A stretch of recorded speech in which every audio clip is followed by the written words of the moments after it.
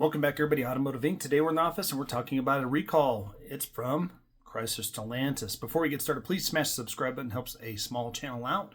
And without further ado, let's get to it. So Jeep is recalling thousands of its most popular model over a wiring concern. So what is it? Jeep basically said that one of its most popular models has a wiring issue related to safety concerns. 80,000 Jeep Wranglers are affected in the recall because of a possible defect in the tire pressure monitoring system, which poses a crash risk.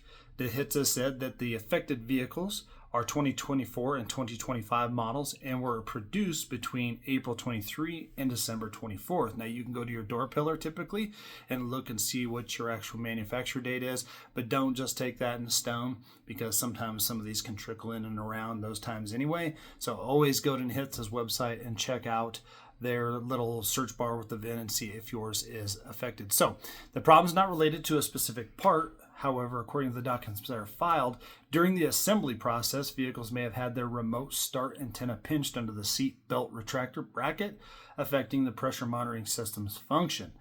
Now, the remedy is to see if the remote start antenna cable is pinched by the bracket and offer a free replacement in case of that damage. Now, Chrysler, again, is the manufacturer of those vehicles. They are not immune from having more recalls out there. I will put down the actual recall number and also their customer service number if you want to reach out to them. They do expect to start sending letters out soon. So always be safe. It's free and easy to go to HITSA's website and check any of your VINs, guys. And if you have a safety recall, typically those are good to be repaired for free for the life of the vehicle, no matter if you're the first or the 10th owner. As always, guys, appreciate you guys being here, and I'll catch you on the next one.